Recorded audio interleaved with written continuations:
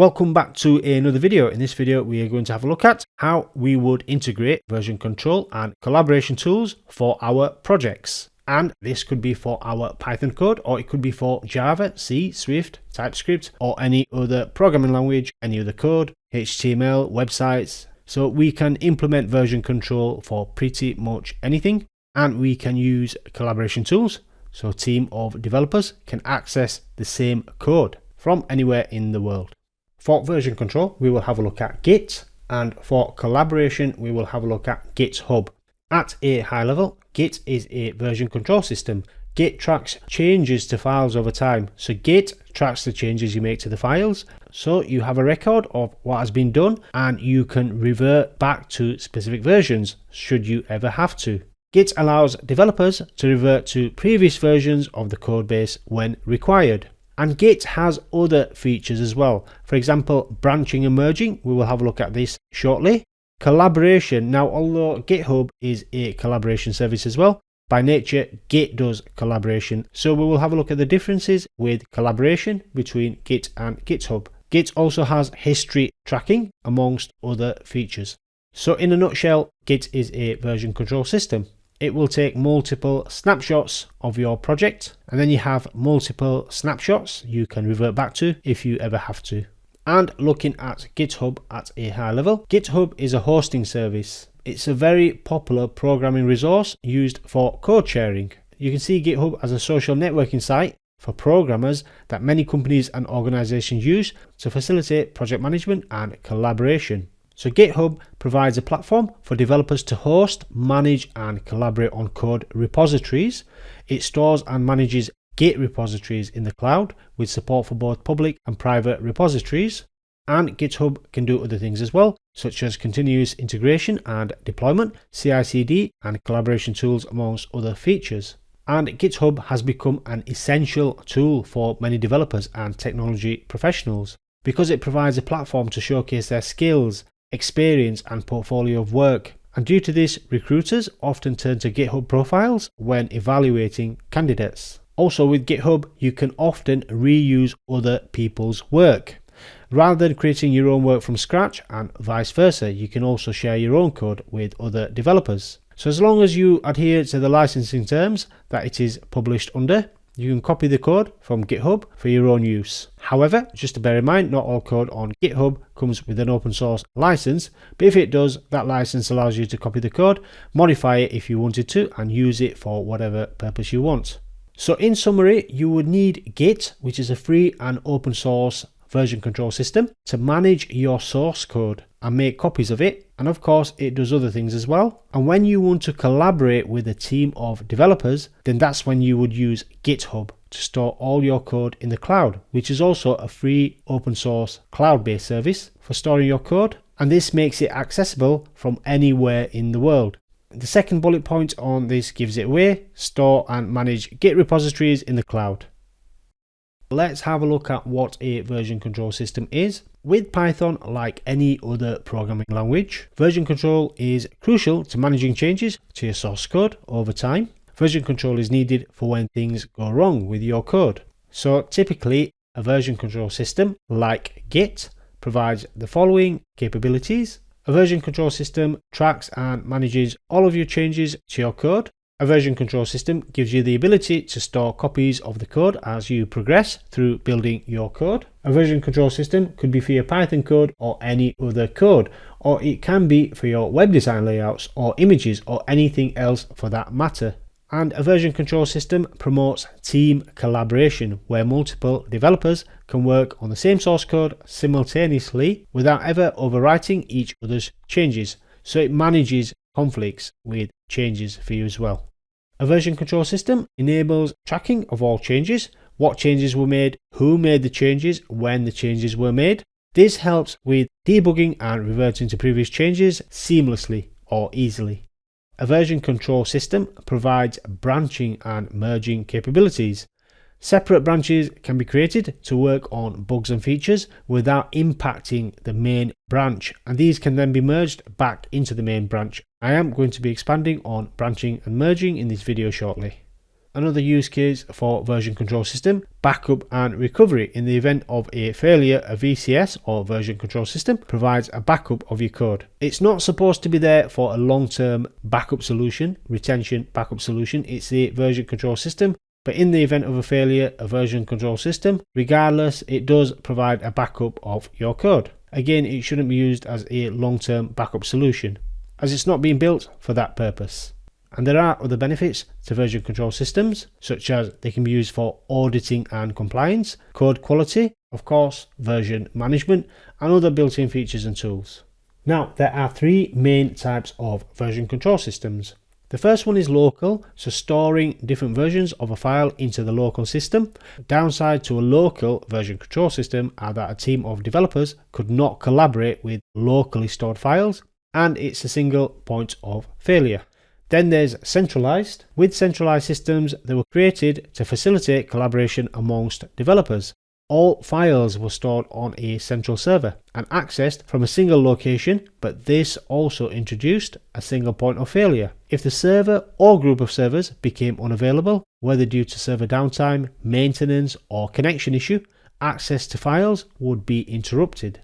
So to address the issues with local and centralized version control systems, distributed version control systems were developed. In these systems, each user has their own complete repository. Client machines create a full mirror image of the repository, including its entire history. This ensures that all clients have a complete copy of the repository. And with a distributed version control system, if the server goes down or fails completely, a client can upload its complete copy back to the server. There is no real server as such in a distributed version control system. Well, there is and there isn't. There is a master repository which everyone uploads and downloads their files from. We will have a look at this because this is very much how Git works. So moving on to Git.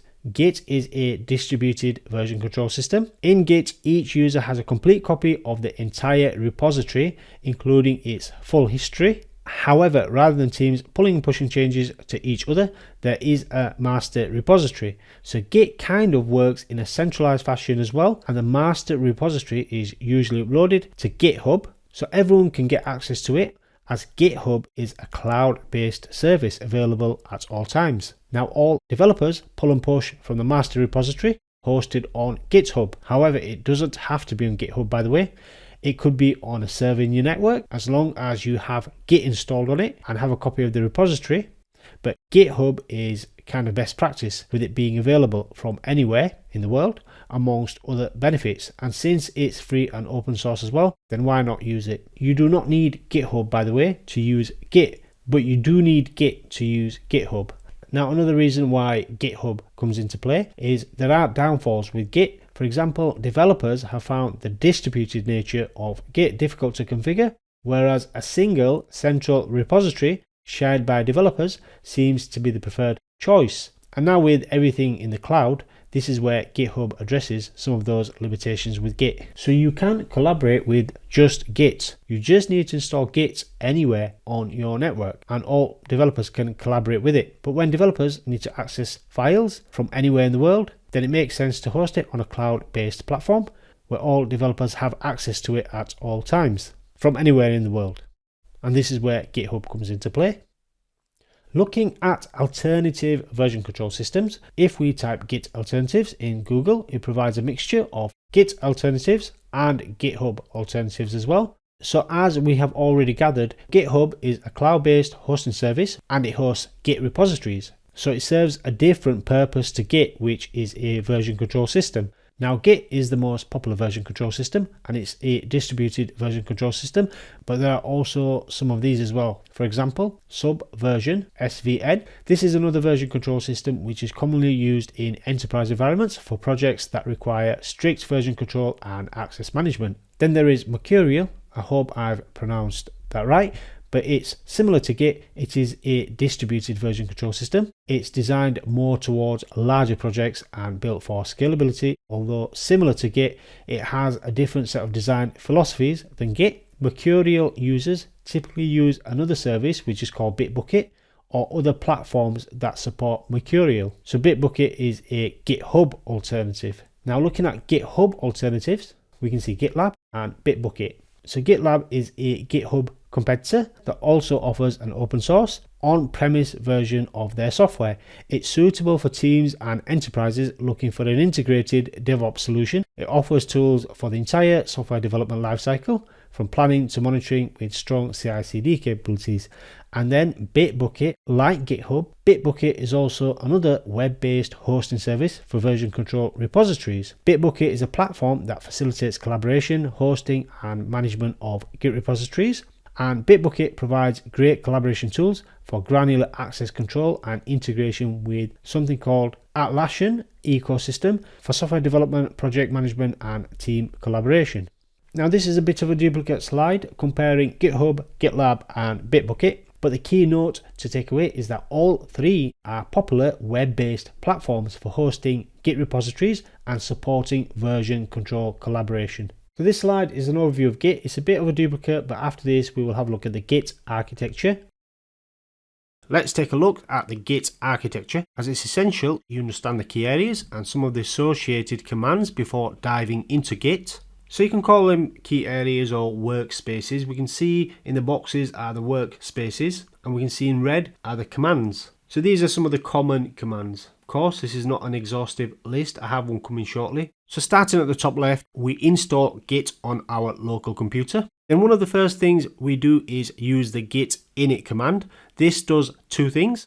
It initializes a project to work with Git, as we can see in the green box on the right hand side, which is the working directory. Git init, by the way, stands for git initialize. So all the commands are in red, by the way, and the boxes are our workspaces. Now this has initialized and created a working directory. And the second thing git init does, over here in the middle, it creates a new repository as shown in the brown box. So let me rephrase this. When we use the git init command after installing Git, Git creates the working directory, and it also creates a subdirectory called .git that contains all of the local snapshots. These are all of the commits we do and other metadata about the project, which is the local repository. So git init creates the working directory and the local repository.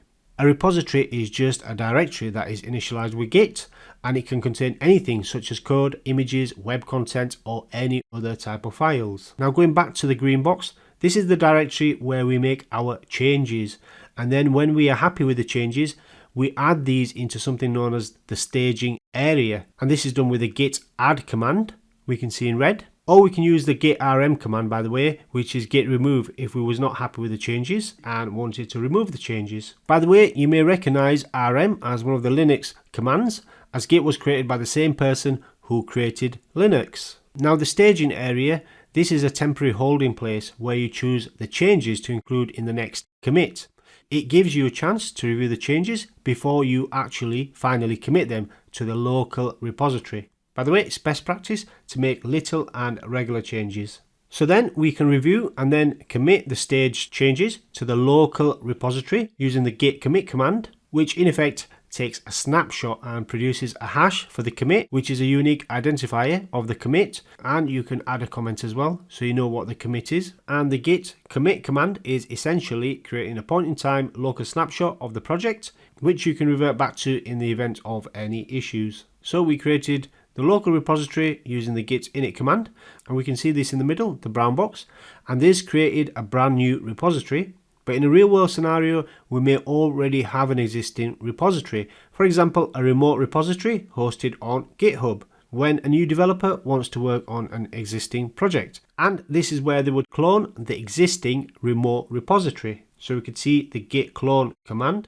going from the remote repository, which could be hosted on GitHub or Gitlab or Bitbucket or any of the other hosting sites, and it's cloning the entire project to the local repository. So rather than using the git init command, this is the alternative method using the git clone, cloning an existing repository, which in effect creates your local repository and your working directory on your local machine.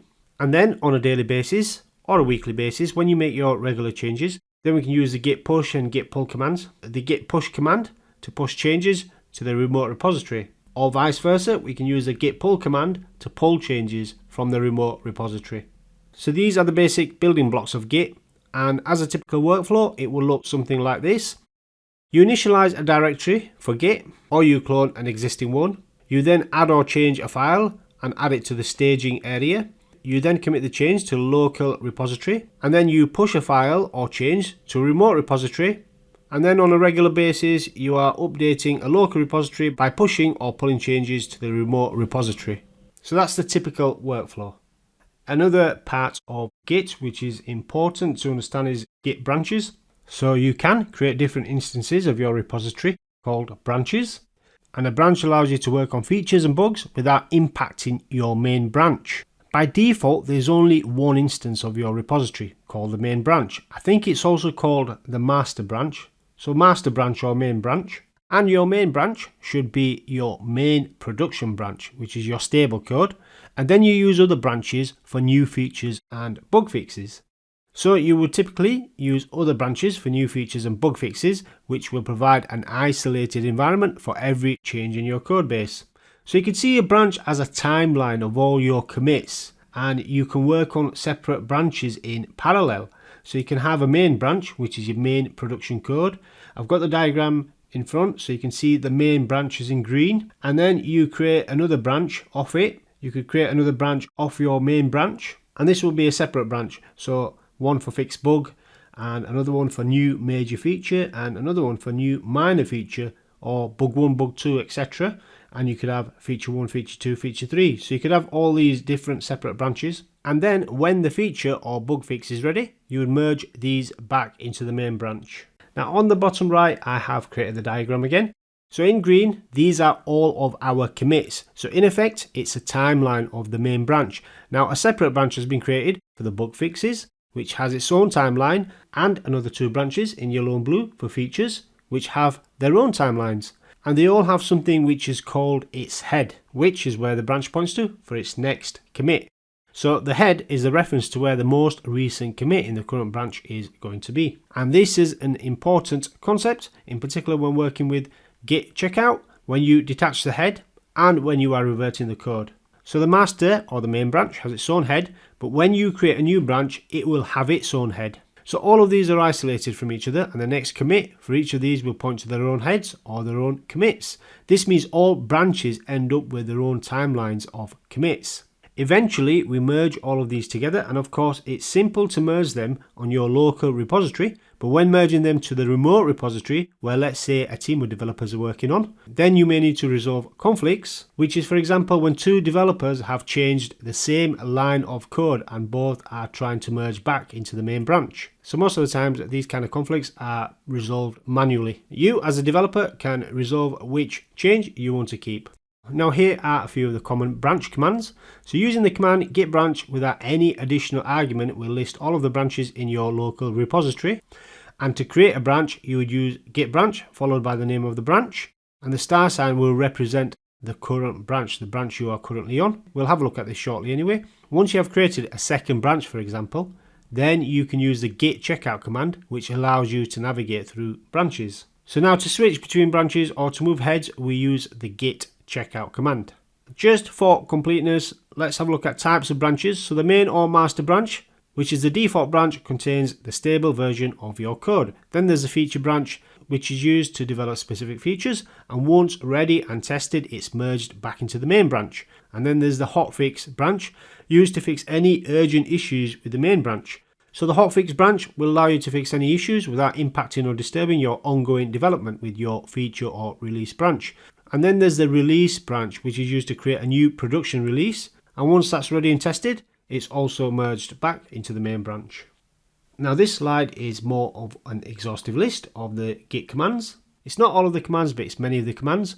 And I have broken them down into sections. So we've got the initialize and setup, and then commands for branching and merging, and then the staging area, remote repositories, view analysis, undo changes, and then tagging and stashing. So you can use these as a reference, and I will be using these as a reference as well when working in the live environment.